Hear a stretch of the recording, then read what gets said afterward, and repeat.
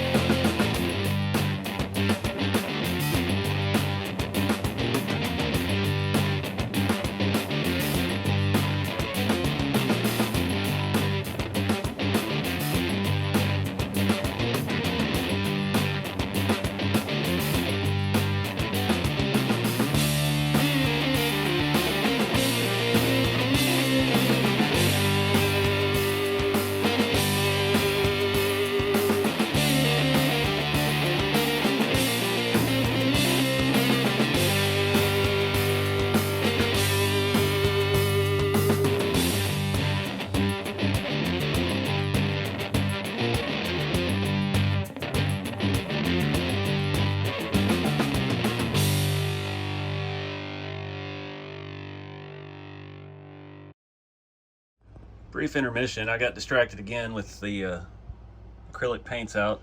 Went ahead and did the old RC Model X truck up a little bit. It was looking pretty shabby. Threw an interior back in it, got the back window glued in. Just another distraction. This truck, I tried to fix it up a few years ago, and it has really high-end electronics, and I hate them. I absolutely hate them. It's 4-link, 3-link, but yeah, fixed the body up pretty nice. I'm happy with that. Just need more practice with this stuff. It just takes time. Get a couple more bodies under the belt, and you start feeling pretty confident about it. So anyways, I don't even know what footage this is, if this is the truck. I think this is the truck footage, so I've weathered both for 2 different videos, so we'll get back to whatever that was. All right, guys, back on the truck.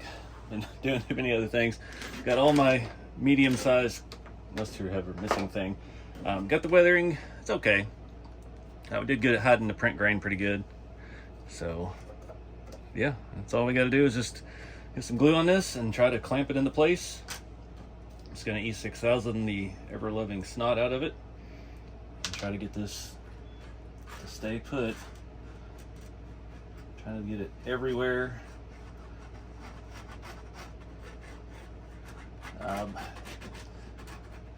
If I was going to take the hood off, I would go ahead and do the red on the bottom as well, but it's rust red, it's primer, it'll work.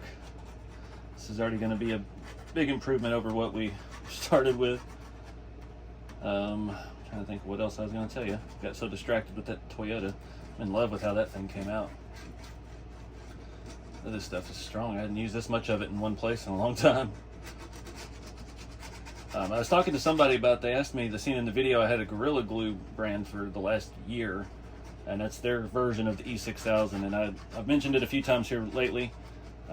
It is less stringy, I think, than this actual E6000, and yeah, next tube we'll be looking for some more of that. I think I went somewhere in a pinch and ran out, and that was all they had, and I was like, well, it'll work, and then it worked better. But I'd already bought another one of these tubes before then, and we're stuck using it now. But it's not really stringy, doesn't matter right now. We'll start with the magnet up here. Fits nice and flush around that. So I'm not sure yet about the middle part. We're gonna get that to stay in. I'm gonna be very delicate with this because I don't want to mess up the patina on the outside, and of course it's right on the ridge of the hood. Without fail. There's a fly in here and he will not go away. I've been fighting him for I think 2 days now. Starting to get really irritated. Make sure that's seated all the way up in there. Actually the gap in there kind of looks good. Looks like it's like the real ones do. They have that glue or that insulation stuff. I can't see because I'm trying not to block the camera. So I think that's gonna work. I thought I might need to put something here in the middle and kind of push on it, but it's concaving to the shape of the hood pretty well. Yeah, I'm gonna let this set up for a while. May let that go overnight actually, just to be safe. Luckily, all of my, I think what got me before was my teeth on these little clamps had some glue or some paint on it or something that was still kind of gummy, and it got on there and started messing with the patina. This should not interfere with anything that fits up so high up in there, so I'm sure if it did, somebody's already fixed it by now. They've had these parts available for a while. I've seen the last few years since the Scottsdales really took off, but to complete the look, now we gotta wait. All right guys, the glue is pretty well dry. Didn't have it stick to anything on the outside. It stuck a little on the inside, not bad, but it did have the glue squeezed through in a couple spots, and it made the little edges. And I don't know about square bodies, but I've seen a lot of inside of hoods on the GMT 800 platforms that I've had a bunch of, and yeah, it kind of looks legit, like whatever that attachment adhesive they used in that era of truck bulges out like that. So I don't know if that's what they did in the 78 when this truck was new. So anyways, we're gonna dull it up a little bit. I've got my Vallejo pigment and Pigment FX binder. There's a little bit left in there. Did get some more of that stuff. We're gonna hit that. I'm gonna cover the engine, and yeah, we're just gonna smear a bunch of black goo in there, and then we're gonna wipe it off, and yeah, just add a little bit more depth to it, and I think this truck's gonna be done. So let me find my wiping towel and we'll get started.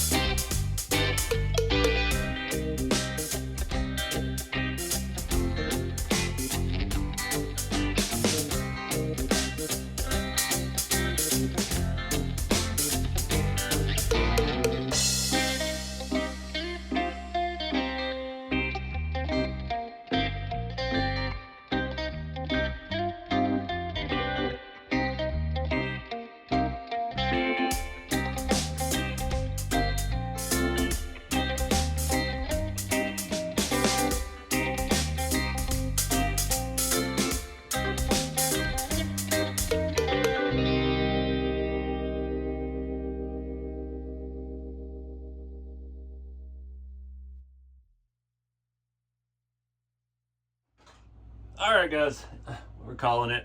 This thing's done. Yeah, I was pretty proud of how far I've taken this one. It's been, you know, I got to the point we had it rolling, had a motor in it, and we could have just done electronics and called it, and then we turned it into another 5 videos of going more scale. They got that in, the engine bay is shut, the hood shuts, I mean, nice and tight, and it's really hard to see. I don't have a flashlight handy. We can use the drill gun as a flashlight. It's not bright enough. Anyway, just a little detail. It took a whole video to do, but yeah, it's pretty cool stuff. That's from ECB Printing on Etsy. I think he sells some other places as well. He may actually have his own website. He's been doing RC parts for a long time. I've had some of his bumpers, rear step bumpers. I think that's what's on the blue Blazer. And yeah, it's good quality stuff, and it's easy to install. Just got to glue it in. So yeah, hopefully win some trophies. Hopefully my belt doesn't snap on the alternator, and hopefully it doesn't fall apart driving across the country going on these trips. But appreciate everybody following along with this. This has been a very long build. We started this back, I think, November.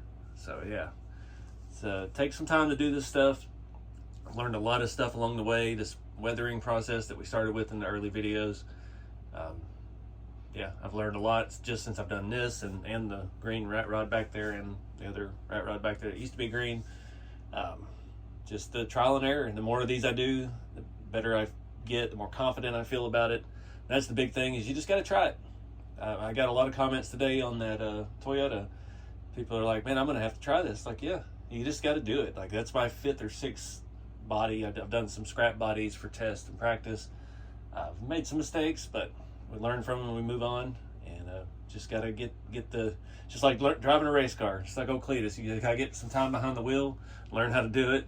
And the more you do it, the better you get. So again, thank you everybody for watching. And we'll get back to some new builds here. Oh no, I never put my radiator hose. What happened to my radiator hose? Oh, how did that happen? Well, let me fix that real quick. So much for that clamp holding. The water neck on the SSD engine is a little bit bigger than the RC4 drive hose. I'm thinking maybe that's what happened there. That's where some people you can't win with. I kept getting comments like, you don't have radiator hose, and then I put radiator clamps on it, and they're like, those aren't scale enough. It's like, well, I'm not making radiator clamps. We've got these parts from RC4 Drive. That's good enough. If you really get to looking, I don't even have it on the bottom, so take that. So anyways, got the hoses on. The bottom one wasn't on either. I guess I missed that in the last video. I was in such a hurry. But you think about all the stuff we've done. We got the newer mirrors, we got metal wipers, we got heater delete, we got brake booster, the wiring harness. I'm still really proud of the wiring harness and the brake booster hoses. We got a dipstick, alternator, battery, made the whole entire core support. Looks good on the outside as well. Aluminum radiator. I'm pretty jazzed about it. So just hope to inspire y'all to take the stuff a little bit further, get out of your comfort zone, try some new stuff, and keep it scale. See you guys in the next video, and maybe out at some of these events. We've got the Illuminati event. It's probably going to be over with by the time this video's out. And then we've got Texas Crawl Fest, the first weekend in April. No, May. End of April. I can't remember the dates. But I'm looking forward to that one. I'll be set up out there, full vendor booth. I'm going to bring my trailer, and hope to see you out there. So I think after that, we've got the Juice Box Beach Party in August. I think it's August 1st. It's the first weekend in August at Kentucky, Southern Kentucky. Juice Box Hobbies with buddy Jeremy. And I think the only other thing after that is going to be the Halloween Haul and Crawl in Alabama at Cherokee Rock Village. So kind of cutting it down a little bit this year, not hitting as many events again, just so I can stay close to home more, try to get some stuff done around here. But appreciate you guys. See y'all on the road. Keep it scale.